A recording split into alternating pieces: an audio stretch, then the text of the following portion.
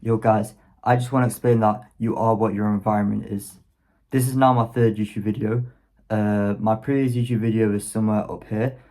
And in that YouTube video, I was talking about how everything in life is your fault. Okay, say for example, you had something traumatic that happened to you in the past. But I just want to let you know that everything you do right now is up to you. So the past is all over and it's all gone now. And everything that you do is up to you. But yeah, that was my previous YouTube video. I haven't uploaded in quite a while. The reason why, I've been reading. There's a book I read, Rich Dad Poor Dad. That was my first ever money book I read. There's another book I'm almost finished with. I know, yeah, I've also got an alarm clock. I'm going to talk about that a bit later in the video and the significance of that as well. But yeah, so this video is that you are what your environment is. You are what you expose your environment to. There's something my dad told me once, and that is if you come too close to the fire, you get the heat. And obviously that's true in the real world. If you come too close to the fire, you get the heat, right? But what my dad was trying to tell me was that you kind of like have the heat of that fire, like in a sense, like if you go too close to something, you associate yourself with something so much, you kind of like get affected by it.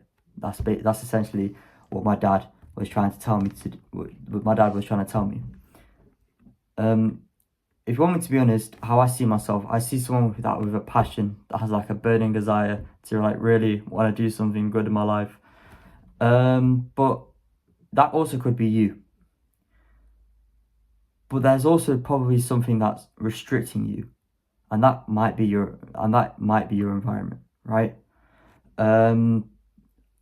I'll give an example. So I've obviously been trying to sleep early and get up early every single day.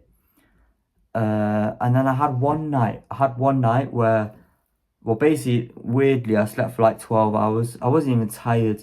Like, I just slept for 12 hours, so I slept in way too much. And I was like, okay, it's fine, I'll just sleep early tonight. And bro, next thing you know, I'm on my phone to like 11, like 12, midnight. It's really bad. So I'm like, okay, how am I going to fix this? And I'm like, I know, I'm going to get an alarm clock. So what I did, every night before I sleep, I don't even look at my phone, not even my laptop. I literally just put it in a different room and I just invested in an alarm clock. And bro, it's transformed my sleep so much. I'm sleeping at the times I want to, getting up at the times I want to. Because not only do I not go on my phone before I sleep, but also I don't go on my phone in the morning, which is great. Like straight away in the morning, rather than go on my phone for like 20 minutes, I just instantly hop in the shower. It's absolutely amazing. I'd 100% recommend it. And it's definitely probably going to be something I'm going to do for the rest of my life, seeing like how great it is. And that's just an example of a clear environmental change that can definitely guide you and help you towards that passion and desire that you might have. If you don't have that passion or desire, it's not too late. It'll come to you eventually. It'll come to you at one time, but it usually comes through life experiences. But it'll eventually come through. Okay, now the next thing. Sometimes, like, you know, things like that, simple fixes, an alarm clock, those are really easy to control. But there also might be other things, like a relationship with someone, you know, a friendship, for example. Those things that are completely out of your control. You know, those things might be sort of negatively affecting your environment. When I say out of your control, it's like, what I mean, it's a lot harder to control compared to like just switching your phone to like an alarm clock, right? This one, whereas with people who you might initially trust, and then but then eventually you see that they're not doing the thing that's like suited to you, so that kind of makes you feel a bit betrayed. But then, you know, you start to give a lot of chances, etc. But you know, they're still giving the same like outcome, and then you start to feel upset, and this starts to eventually suppress your desire. This starts to suppress your passion. So if you have like a friend, or you're in a relationship that doesn't like have good harmony, for example, or like, yeah, if you have a friend that doesn't think like you and suggests like to do worse activities, you know, like for example, wants you to, well, let's smoke together or something like that.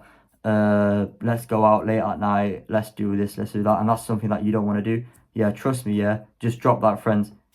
Like, he's completely not worth your time. He or she is not worth your time. That same applies to a relationship as well. That person's not worth your time if, you know, if there's no relationship harmony, especially when you try to explain that to them, etc. That those people are not worth your time, and it's really important that you drop those people, and that obviously helps to your desire, to your goal of wanting to be the best.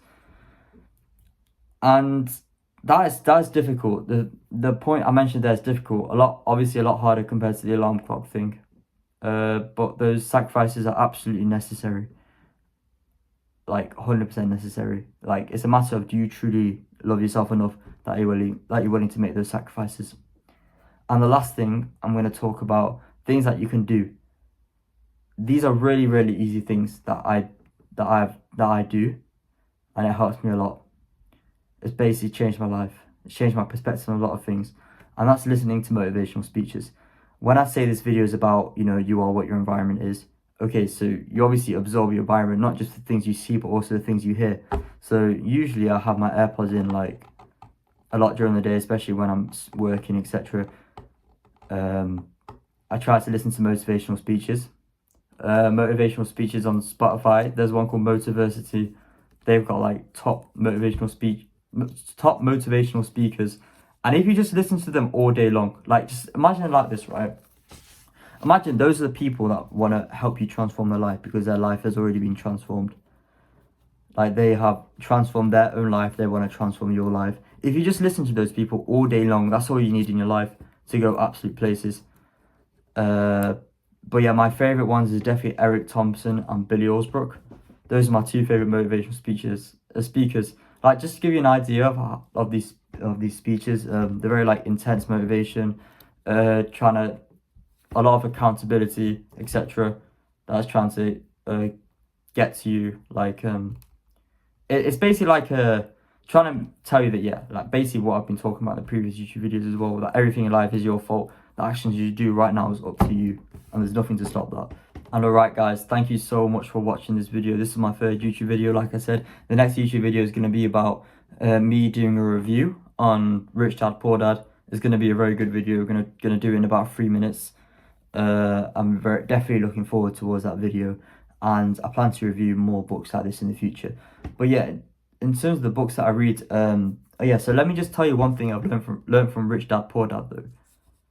And that's, it kind of awoken me in the sense that the importance of financial education. I think on page, it was on page 25 of the book, right?